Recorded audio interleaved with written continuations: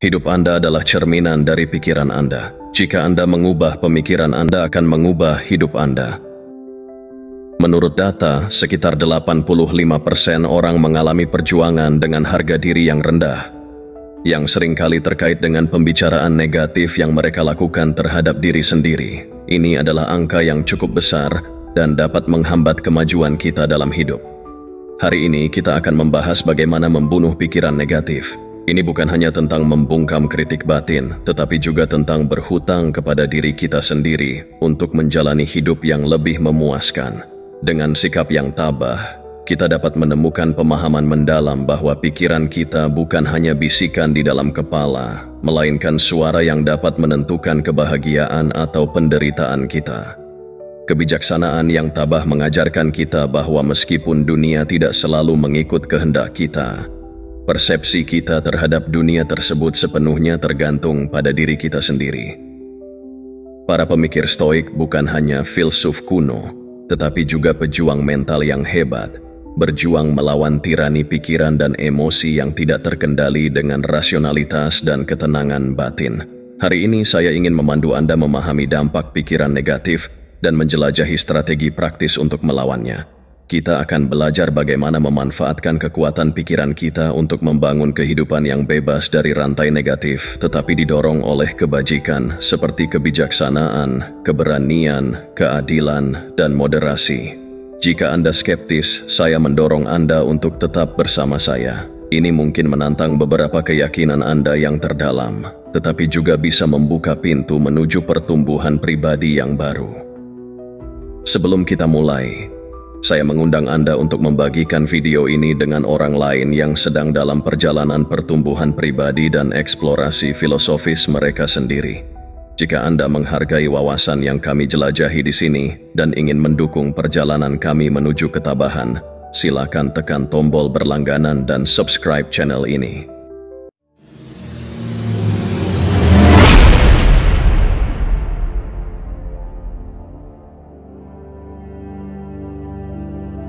Mari kita mulai dengan memahami masalah ini. Berpikir negatif bukan hanya gangguan sesekali atau suasana hati yang buruk. Ini adalah masalah yang meluas dan dapat berdampak dramatis pada setiap aspek kehidupan kita. Dari bagaimana kita merasa saat bangun di pagi hari hingga pilihan yang kita buat tentang karier, kesehatan, dan hubungan kita, pikiran negatif dapat melemahkan kita. Sebenarnya, pikiran negatif adalah pola yang seringkali mengantisipasi hal terburuk dan membuat kita merasa tidak mampu atau tidak layak mendapatkan apa yang seharusnya kita miliki. Mengapa kita jatuh ke dalam perangkap ini? Para pemikir Stoik percaya bahwa bukan peristiwa itu sendiri yang mengganggu kita, melainkan penafsiran kita terhadap peristiwa tersebut. Epictetus, seorang filsuf Stoik terkenal, mengatakan bahwa kita terganggu bukan oleh hal-hal, tetapi oleh pandangan yang kita ambil terhadap hal-hal tersebut. Perspektif ini adalah inti dari pemahaman kita tentang pemikiran negatif. Carl Jung, seorang psikolog, juga memberikan wawasan bahwa banyak pikiran negatif berasal dari bagian tak sadar dari pikiran kita. Jung menulis bahwa hingga kita menyadari ketidaksadaran kita, hal itu akan mengarahkan hidup kita. Dengan membawa keyakinan dan bias yang tidak disadari ini ke dalam kesadaran, kita dapat mulai mengurangi pengaruhnya terhadap diri kita. Pikirkan sejenak dampak pikiran negatif terhadap kehidupan sehari-hari kita. Ketika dihadapkan pada tantangan, berpikir negatif dapat membuat kita merasa seolah-olah kita sudah kalah sebelum memulai.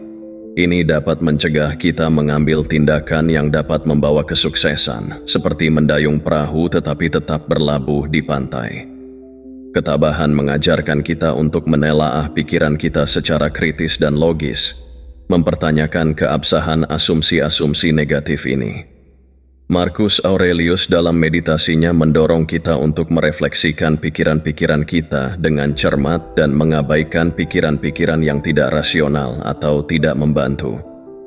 Proses introspeksi ini memungkinkan kita melepaskan diri dari pola berpikir yang berbahaya dan mendapatkan kembali kendali atas kondisi mental kita. Kita juga tidak boleh meremehkan pengaruh latar belakang sosial dan budaya kita. Dalam dunia yang penuh dengan pesan tentang ketidakcukupan, apakah itu kurang sukses, kurang kaya, atau kurang pintar, mudah untuk memahami mengapa pikiran negatif muncul. Pikiran-pikiran ini seringkali berkembang dari pesan-pesan ini, menumbuhkan keraguan dan rasa tidak aman yang menghambat potensi kita. Namun, ketabahan memberi kita alat untuk menyingkirkan keraguan ini dan menumbuhkan pola pikir yang lebih mendukung. Menghadapi pikiran negatif bukan hanya tentang mengabaikan atau menghindarinya. Ini tentang memahami dan mempertanyakan pikiran-pikiran tersebut secara mendalam, lalu menggantinya dengan pemikiran yang lebih konstruktif. Ketika kita melanjutkan perjalanan ini, ingatlah bahwa setiap pemikiran yang kita pilih untuk dipegang dan setiap pemikiran yang kita tantang adalah langkah menuju kehidupan yang kita inginkan. Selanjutnya, mari kita bahas tentang asal-usul pemikiran negatif. Memahami asal-usulnya sangat penting untuk mengatasinya secara efektif. Ini bukan hanya tentang mengidentifikasi kebiasaan buruk, tetapi juga tentang menggali akar yang membentuk persepsi kita dan mempengaruhi kondisi mental kita. Pikiran negatif seringkali muncul dari berbagai sumber, termasuk tekanan sosial, pengalaman masa lalu, kegagalan, dan komentar yang tampaknya sepele dari orang-orang di sekitar kita. Setiap pengalaman ini dapat menanamkan benih keraguan dan keterbatasan yang tumbuh menjadi pola pikir negatif yang terus-menerus. Banyak dari kita tumbuh dalam lingkungan yang mungkin tidak mendukung harga diri yang positif. Misalnya, seorang anak yang sering diberitahu bahwa mereka tidak cukup pintar atau sistem pendidikan yang hanya menghargai kesempurnaan dapat sangat mempengaruhi pandangan mereka tentang diri sendiri. Aristoteles pernah berkata, "Kita adalah apa yang kita lakukan berulang kali." Keunggulan bukanlah suatu tindakan, tetapi sebuah kebiasaan. Jika kita menerapkan pemikiran ini pada pikiran kita akan melihat bahwa pikiran negatif yang berulang dapat menjadi kebiasaan yang merugikan. Pengalaman kita sendiri tentang kegagalan dan penolakan dapat memperkuat skenario negatif setiap kali kita menghadapi kritik atau kemunduran. Ini dapat memicu dialog internal yang merugikan, seperti, "Saya tahu saya tidak bisa melakukannya." Hal ini dapat menjadi ramalan yang terwujud, bukan karena kita tidak memiliki kemampuan, tetapi karena kita mulai bertindak sesuai dengan keyakinan negatif kita. Gagasan Plato bahwa realitas diciptakan oleh pikiran kita sangat relevan di sini. Dengan memeriksa dan menantang interpretasi kita terhadap peristiwa, kita dapat membongkar fondasi pikiran negatif kita.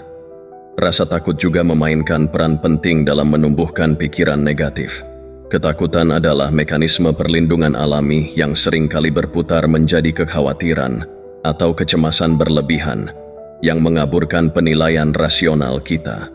Ketakutan akan kegagalan, ketakutan akan hal yang tidak diketahui, dan ketakutan akan penolakan semuanya dapat menyebabkan pikiran bencana, di mana pikiran kita melompat ke hasil terburuk. Stoikisme menawarkan alat untuk melawan hal ini, seperti perencanaan kejahatan, yang melibatkan visualisasi skenario terburuk secara rinci untuk mengurangi dampak emosionalnya jika hal itu benar-benar terjadi. Banyak dari pikiran negatif kita berakar pada keyakinan bawah sadar yang terbentuk di tahun-tahun awal kehidupan. Keyakinan ini seringkali tidak disadari oleh pikiran sadar kita, sehingga sulit untuk menantangnya. Selain itu, tekanan sosial dan budaya tidak bisa diabaikan. Hidup dalam masyarakat yang sering menekankan kelangkaan dan persaingan, menetapkan standar yang sangat tinggi, dapat menyebabkan perbandingan terus-menerus dan perasaan tidak pernah cukup baik. Ketabahan mengajarkan kita untuk mengalihkan fokus dari validasi eksternal ke kebajikan internal. Ini mendorong kita untuk mengukur kesuksesan berdasarkan pertumbuhan pribadi kita, bukan perbandingan dengan orang lain. Akar pemikiran negatif bervariasi dan kompleks, melibatkan sejarah pribadi, pengalaman emosional, ketakutan yang mendalam, dan pesan-pesan masyarakat. Namun dengan memanfaatkan kebijaksanaan dari filosofi dan psikologi barat, kita dapat mulai memahami dan mengungkap pola pikir negatif ini. Hal pertama yang harus dilakukan yaitu memperbarui pikiran kita bukan hanya tentang berpikir positif. Ini melibatkan transformasi dialog internal yang mendalam dan berkelanjutan. Kita perlu menumbuhkan pola pikir yang memungkinkan kita untuk tidak hanya bertahan hidup, tetapi juga berkembang. Para filsuf Stoik memberikan panduan yang tak lekang oleh waktu tentang bagaimana mencapai ini melalui praktik disiplin dalam merefleksikan pikiran kita dan membentuknya. Salah satu prinsip utama Stoikisme adalah bahwa emosi dan reaksi kita adalah hasil penilaian kita. Marcus Aurelius pernah berkata, "Anda memiliki kekuasaan atas pikiran Anda, bukan peristiwa di luar." Dengan menyadari hal ini, kita akan menemukan kekuatan. Pembaruan dimulai dengan menguasai pikiran kita, mengamati keakuratannya dan menyelaraskannya dengan niat dan nilai kita yang sebenarnya. Aristoteles juga menekankan pentingnya mengenal diri sendiri sebagai awal dari semua kebijaksanaan. Perjalanan introspektif ini melibatkan penyelaman ke dalam pola pikir kita, mengidentifikasi pola pikir yang bermanfaat dan yang menyabotase usaha kita. Proses ini bukan tentang menyangkal emosi kita, tetapi tentang memahami dan mengelola emosi tersebut dengan lebih baik. Carl Jung menekankan bahwa apa yang kita tolak tidak hanya akan bertahan, tetapi akan semakin besar. Alih-alih melawan pikiran negatif, Stoikisme mengajarkan kita untuk mengakuinya, menganalisis asal-usulnya dan menilai kebenarannya. Metode ini mencegah pikiran-pikiran tersebut membusuk dalam bayang-bayang alam bawah sadar kita, di mana mereka bisa tumbuh tak terkendali. Memperbarui pikiran kita juga melibatkan keterlibatan dalam aktivitas dan materi yang memupuk kepositifan. Ini bisa berupa membaca teks filosofis, terlibat dengan seni, atau merenung. Aktivitas ini memberikan narasi baru yang dapat menggantikan cerita lama yang tidak membantu. Sokrates menekankan pentingnya menjalani dan memeriksa kehidupan. Dengan terus-menerus memeriksa keyakinan kita terlibat dalam proses pembaruan mental yang menjaga pikiran kita tetap segar. Plato juga menekankan pentingnya menyelaraskan diri dengan versi ideal dari kebaikan. Memperbarui pikiran kita dapat dilihat sebagai upaya untuk menyelaraskan pikiran kita dengan versi diri kita yang paling berbudi luhur. Dengan mengejar cita-cita ini, kita menciptakan konsep diri yang kuat dan penuh kasih. Jika kita menerapkan semua ini dalam praktik, kita dapat memulai setiap hari dengan afirmasi sederhana atau refleksi tabah yang menentukan jenis pemikiran yang ingin kita pelihara. Kedua, mengelilingi diri kita dengan hal-hal positif. Ini melibatkan secara sadar memilih lingkungan, tempat, dan media yang mendukung kesejahteraan mental dan emosional kita.